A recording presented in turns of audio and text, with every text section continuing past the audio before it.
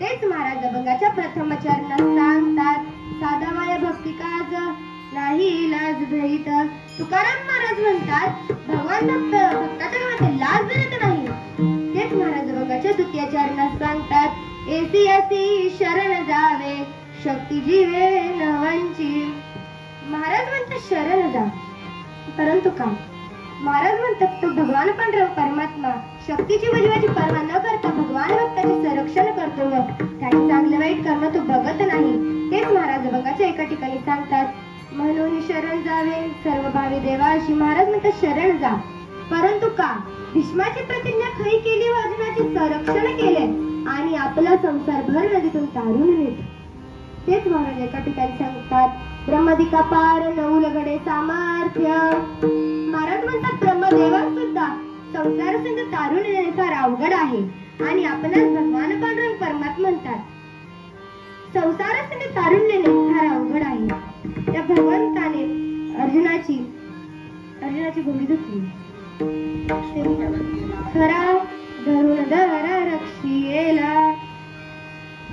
तुकाराम महाराज म्हणतात भगवान भक्ताच्या लाज धरत नाही. तेच महाराज त्याच भगवंताला मी माझे चित्त हरण केले आहे.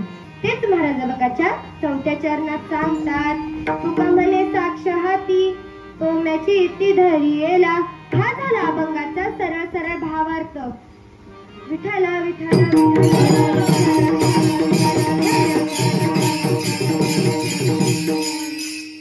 या अभंगामध्ये तुकाराम महाराज भक्ताच्या कामात लाज धरत नाही. एखाद्याच्या लग्नात कितीही मोठे प्रेम असले पंक्तीत एखादा पुढाकारी आमदार खासदार मंत्री फार तर एखाद्या तूप वाढण्याची सुद्धा काम करीत नाहीत, परंतु ते थोडीतरी लागतील. आणि तो भगवान पांडुरंग परमात्मा बघा किती मोठा अधिकारी आहे. त्याच्या सत्तेशिवाय काही चालू शकत नाही. त्याच्या सत्तेशिवाय समुद्र मर्यादा पार करू शकत नाही. त्याने जर आज्ञा केली नसती ना महाराज तर वेद सुद्धा बोलू शकले नसते. तेच माऊली ज्ञानेश्वर महाराज एक ज्ञानेश्वरीमध्ये सांगतात म्या बोलविला वेद बोले म्या चालविला सूर्य चाले म्या हालविला प्राण व्हाले जो म्या जागता. स्वतः भगवंत गीतेच्या अध्यायामध्ये सांगतो गतीर भरता प्रभू साक्षी निवासम शरणम स्थर प्रभव प्रलय स्थानम दानम बीजमौर्यम. सर्व जग ब्रह्मांड त्याच्या सत्तेमध्ये आहे. पांडवांची यज्ञवलिष्ठ पातळीवर उचलण्याचे काम केले. तेच महाराज अभंगाच्या एका ठिकाणी सांगतात भाविकाचे काम अंगे करी देव काढी धर्मा घरी उचिष्ट ते. भगवान पांडुरंग परमात्मा भक्ताच्या गावात लाज धरत नाही. पांडवांच्या यज्ञामध्ये नुसता पातळवाळे उचलले एवढेच नाही तर अर्जुनाची घोडी धुतली, खरारा केला आणि अर्जुनाचे घोडे व घोडी धुतले. तेच महाराज एका ठिकाणी सांगतात अर्जुनाची घोडी धुतली अनेक संकटे बहुत निवारिली. अर्जुनाचे घोडे धुतले संकट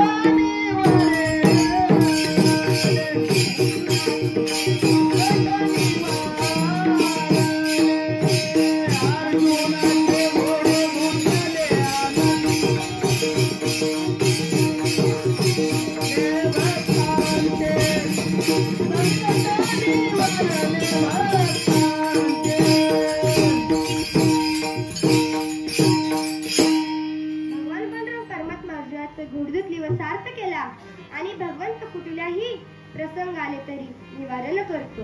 करुणाने अतितीक्ष्ण बाण काढला व अर्जुनावर सोडला. आता सर्वांना वाटले मात्र अर्जुन वाचणार नाही. आता प्रलय झाला. आता काय करावे? आता सर्व चिंतामय झाले आणि तो भगवान पांडुरंग परमात्मा अर्जुनाचे रथ जागेच्या जागीच दाबले व अर्जुनाचे मुकुट खाली उडाले व अर्जुनाचा प्राण वाचला. अशा काळी भगवंत अर्जुनाच्या पुढे व भगवंत पुढे अर्जुन पाठीमागे. तेच महाराज एका ठिकाणी सांगतात पायी की पाठीशी घातला आपण पुढा राहिला मागे पुढे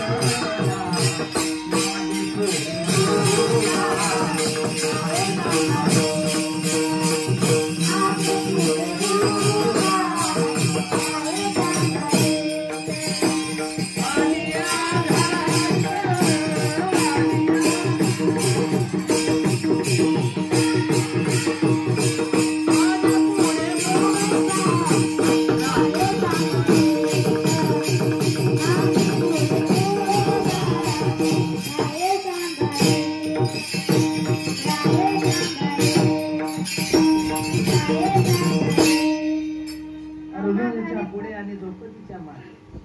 आम्हा घाले पाठीकडे आपण कळी काळाशी भिडे. वा. भगवंत स्वतः अर्जुनाच्या रथावर बसले. सार्थ केला आपण कळी काळाशी भिडले. आणि भगवंत एक आठवलं म्हणून एक दृष्टांत सांगते. चोखोबाराच्या बायकोचे पोट दुखू लागले. तेव्हा ती म्हणाली, अहो ऐकलं का हो, माझ्या पोटामध्ये खूप कळा निघतात, तुम्ही तुमच्या बहिणीला बोलवून आणतात का? तेव्हा चोखोबाराय म्हणाले, ठीक आहे, मी आत्ताच बोलवून आणतो. भगवंत महाराज रस्त्याने जाता जाता एका झाडाखाली नामचिंतनात दंग झाले व इकडे बहिणीच्या घरी जायचे विसरून गेले. आणि तेच महाराज एका ठिकाणी सांगता, आठवण गेला भावा भाव झाला स्वयं पांडुरंग. भगवंताच्या नामचिंतनात विसर पडला व इकडे त्यांच्या मंडळीला त्रास होऊ लागला. आता भगवंत चिंतामय झाले, माझा भक्त इकडं नामचिंतनात दंग आहे व इकडे त्याची बायको संकटात आहे. तेच महाराज म्हणतात की तो फाटकी तुटकी साडी घातली व मोठा गोल कुंकवाचा टिळा लावला आणि रुक्मिणी मातेला म्हणाले, आता दिसतोय ना मी चोखोबाराची बहीण? तेव्हा रुक्मिणी माता म्हणाली, अगदी सुंदर. तेच महाराज एका ठिकाणी सांगतात, चोखोबाची बहीण झाला शारंगधर.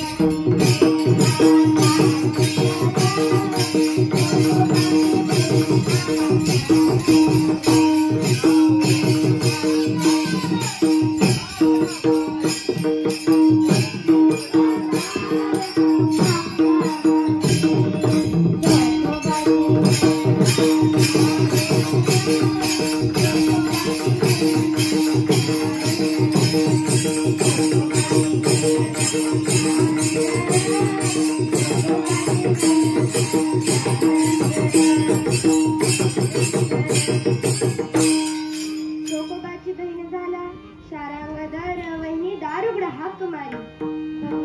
भगवंत वहिनीला हाक मारला. तेव्हा चोखोबाच्या बायकोने दार उघडले. अगं बाई, तुम्ही आलात? हो वैरस, मी आले. दादाने जसा निरोप पाठवला तसं मी घरातून आले. बरं झालं देवाने पाठवलं. आता तुम्हीच सांगा, देव आले की देवाने पाठवलं? तर भगवंतानी बाळ उत्पन्न केले, ते काम केले, तरी सुद्धा लाज धरली नाही हो. आंघोळ घातली, किती मोठा अधिकार होता त्या माऊलीचा.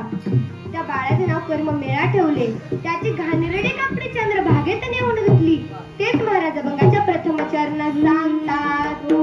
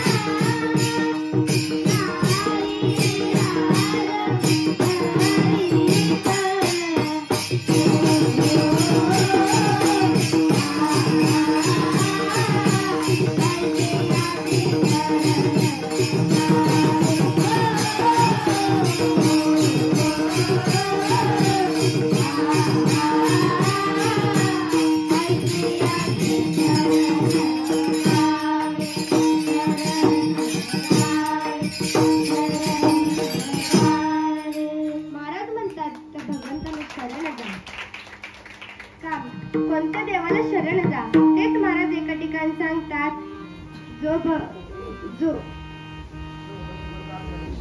जो मज व्हावा तो मज व्हावा, वेळोवेळी व्हावा पांडुरंग.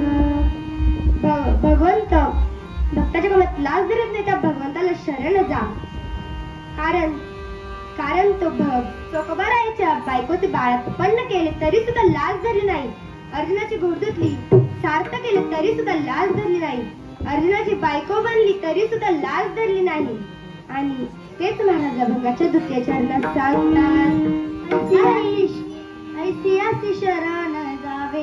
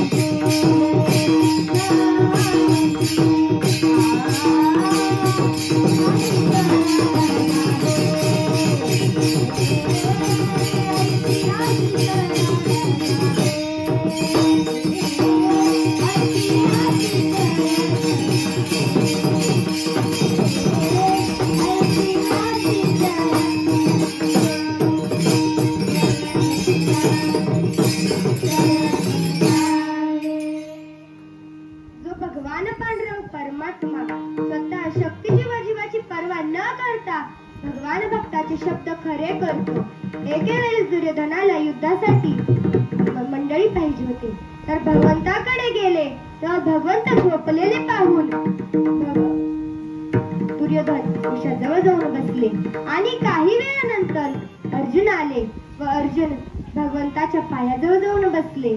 आणि काही वेळानंतर भगवंत उठले व अर्जुनाला म्हणाले, अर्जुना माग, तुला काय पाहिजे? तू केव्हा आला? मग दुर्योधन म्हणतो, भगवंता, मी अर्जुनाच्या अगोदर आलेला आहोत, अर्जुन माझ्या नंतरून आला. भगवंत म्हणतात, तू पाठीमागे बसल्याबद्दल तू दिसला नाही. मग तुला काय पाहिजे? मी सैन्य पाहिजे का सैन्य पाहिजे? मी सैन्य पाहिजे असतील तर मी हातात न शस्त्र हातात धरी, न युद्ध करी. चार नेतीच्या गोष्टी सांगितल्या पलीकडे काहीच नाही, भगवंताने सांगितले असेल. मग दुर्योधन विचार करतात, भगवंत जर काही करत नसतील तर भगवंताचा काय उपयोग? आपण सैन्य घेतले पाहिजे. दुर्योधन विचार करतो. तर मग दुर्योधन सैन्य घेऊन निघून जातो आणि अर्जुनाला मागतो, अर्जुना, तुला काय पाहिजे? माग. तेव्हा अर्जुन म्हणतात, भगवंता, मला तूच पाहिजे. भगवंत म्हणतात, मी सार्थ केली पण बाकी काहीच करणार नाही. भगवंत म्हणतात, अर्जुन म्हणतात, मला मान्य आहे. ठरल्याप्रमाणे दुसऱ्या दिवशी युद्ध होते व कौरवाचे सैन्य पटापट मरता व पांडवाचे एकही नाही. मग दुर्योधन म्हणतात, पितामह, तुम्ही आमचे खातात आणि संरक्षण पांडवांचे करतात. आणि दुर्योधन असे म्हटले. भीष्माचार्यांना राग आला व भीष्माचार्य म्हणाले, दुर्योधना, मी उद्या प्रतिज्ञा करीन, निश पांडव्य पृथ्वी करीन नियतीच्या, अशी प्रतिज्ञा करीन. ही काही प्रतिज्ञा साधी सुद्धा माणसाची नव्हती हो, एका भीष्माचार्याची होती. तर भगवंत सुद्धा काळजीत पडले. मग भगवंत पांडवांच्या रावटीत गेले. मग द्रौपदीला म्हणाले, द्रौपदी, उठा, आता झोपून जमणार नाही, आता झोपून जमणार नाही. मग द्रौपदी म्हणाली, भगवंता, एवढ्या रात्री तुम्ही आलात? तेव्हा ती द्रौपदी म्हणाली, भगवंत म्हणाले, हो, मी एवढ्या रात्री आलो. मी जसं सांगतो तसं काम कर. तुझ्या चपला माझ्या जवळ ठेव आणि भगवंताच्या दर्शनाला जा. भगवंताचे दर्शन घेताना बांगड्यांचा आवाज कर. मग भगवंत जर विचारले, तू एकटी आलीस का? तर तेव्हा सांग, माझ्यासोबत माझ्या जोडी राखे पूजाबा नावाचा एक नौकर आलेला आहे आणि दर्शन घेताना बांगड्यांचा आवाज करा. आता एक सांगते, आता ह्या 3 गोष्टी सर्वांच्या झोपले तरी सुद्धा त्यांना जागा करतात. पहिली म्हणजे बांगडीचा आवाज झाला की माणूस झोपेतून जागा होतो. दुसरी गोष्ट म्हणजे की खिशातून एक चिल्लर रुपयाचा ठोकळा पडला ना तरी सुद्धा माणूस जागा होतो. आणि तिसरी गोष्ट म्हणजे कपबशी जर दंदिशी आपटली ना तर सर्वजण जागे होतात. विठाला विठाला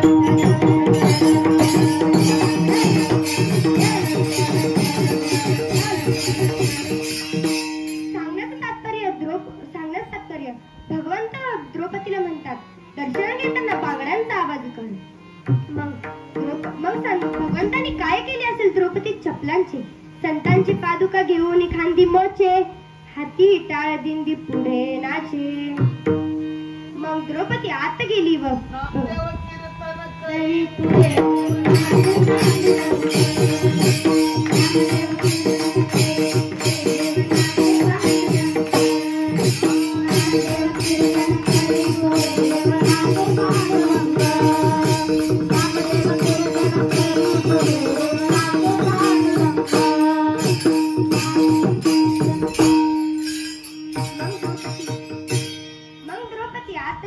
भगवंतांचे दर्शन घेतले.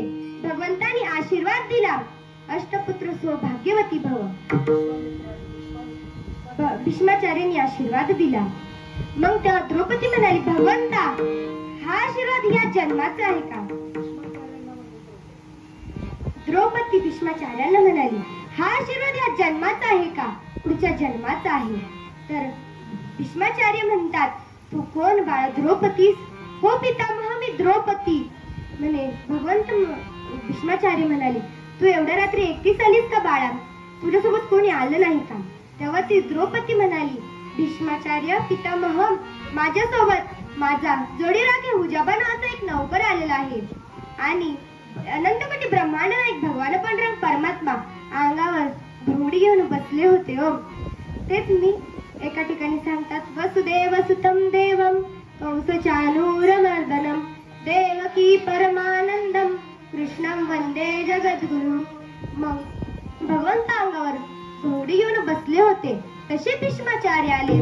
भीष्माचार्यांनी अशी घोडी ओढली की भगवंताच्या हातातील चपला खाली पडल्या आणि मग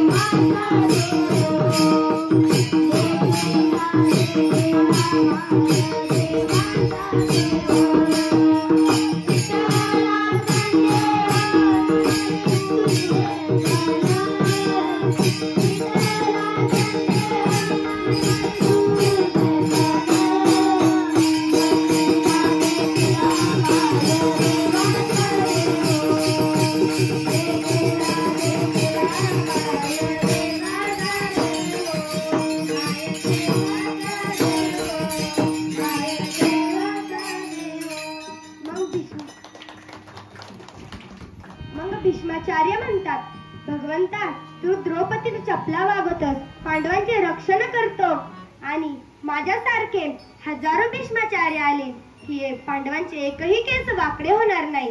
दुसऱ्या दिवशी युद्ध झाले व पांडवांचे सैन्य मरू लागले. भीष्माचार्याने आपला रथ अर्जुनाकडे वळविला आणि अतितीक्ष्ण बाण काढला अर्जुनाला मारण्यासाठी. मग भगवंत स्वतः रथेवरनं खाली उतरले व सुदर्शन चक्र हातात घेतले. मग तेव्हा भीष्माचार्य म्हणाले भगवंता तुम्ही तर प्रतिज्ञा केली होती ना हातात शस्त्र धरणार नाही युद्ध करणार नाही. मग तेव्हा भगवंत म्हणतात भक्ताच्या कामात लाज कशाची.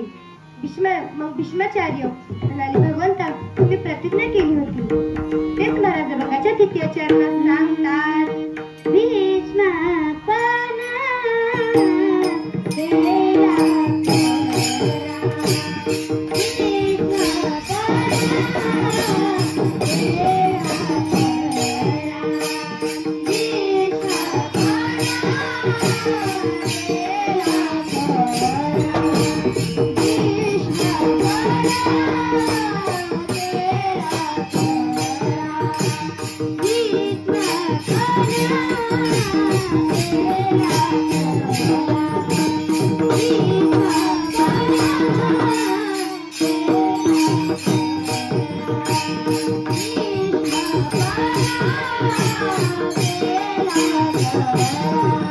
आता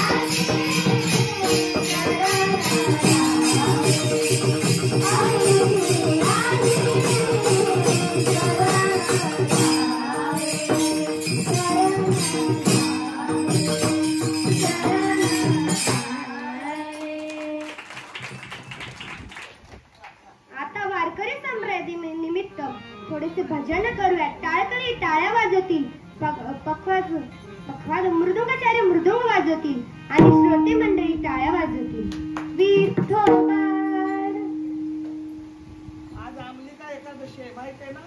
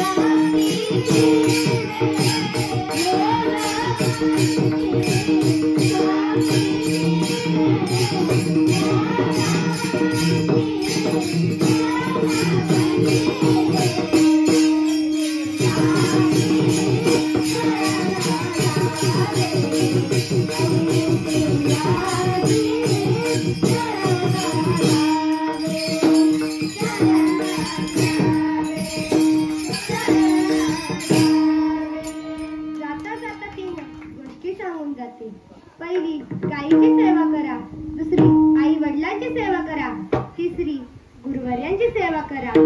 जर गाय ज्याच्या दारात असते ना हो, त्याच्या घरात 33 कोटी देवांचा आशीर्वाद असतो. आणि दुसरी गोष्ट, आई वडिलांना कधी आश्रमात सोडू नका.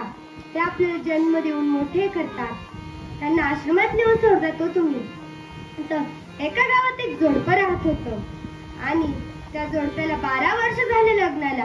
एकही मुलबाळ नव्हतं आणि त्यांना खुशखबर भेटली. त्याचे वडील आश्रय धावत गाडीवर आले व त्यांचा ऍक्सिडेंट झाला, गतप्राण झाला हो. आणि त्या आईने त्या बाळाला लहानाचे मोठे केले. मग 5वीत गेला तो बाळ. त्या बाळाला स्कॉलरशिप मध्ये घातली. त्या मुलाला स्कॉलरशिप मध्ये नंबर आला. त्या मुलाला एक डोळा नव्हता स्वतःचा डोळा काढून त्या बाळाला लावलं. आणि तो मुलगा त्याच्या आईचे सत्कार होते शाळेत. तो मुलगा म्हणाला, आई, शाळेत जर आलीस ना तू, तुझं आणि माझं नातं इथेच तुटलं. आणि जर आईने सांगितलेलं, बाळाने सांगितलेलं आईने ते लक्षात ठेवलं व आईच्या कामाला निघून गेली. धुणं धुतली, भांडी घासली. आणि तेव्हा ती मालकीन बाई म्हणाली, अहो, तुमचा तर सत्कार होता ना शाळेत, तुम्ही शाळेत जायला पाहिजे. तेव्हा ती भांडी घासणारी आई म्हणाली, काय हो, मला ऐकू आले नाही, माझं काम झाल्यावर मी तुमच्या जवळ येते. तेव्हा ती मालकीन बाई जशी आली, तिचा हात धरला व शाळेच्या गेट जवळ नेऊन उभे केले. हो, त्या आईचा सत्कार झाला. त्या मुलाला वाटले आता आपली इज्जत जाईल. आणि त्या मुलाने घरचा घरी आला तो मुलगा, त्या आईचे सामान बांधले व आईला म्हणाला, आई, तुझं आणि माझं नातं इथेच तुटलं, तुझ्या घरातून. अहो, त्या आईने लहानाचं मोठं केलं. त्या आईला म्हणून वाटते. आई बाहेर गेली आणि आई तिचे जीवन जगू लागली व त्या मुलाचे लग्न झाले, मोठं शिक्षण केलं आणि त्या मुलाला एक मुलगा झाला. आणि ती आईला ती खुश खबर कळाली हो, मुलगा झाला म्हणून. आणि ती आई त्या घराजवळ गेली. ते एक झोपडीचे एक मोठं महल झालं. आणि त्या आईने दरवाजा वाजवला. त्यात त्या मुलाची बायको आली व दरवाजा उघडला. आजी, तुम्ही कोण आहात? तेव्हा ती म्हणाली, मी इथं राहणारी एक आजी आहे आणि मी हा गाजरचा हलवा केला. तसा त्या मुलाने आवाज ऐकला ना आईचा, धावत खाली आला व आईला तशी लाथ मारली ना, तशी आईचा गत प्राण झाला. म्हणून मला आईला म्हणून असं वाटते, आई माझी मायेचा सागर,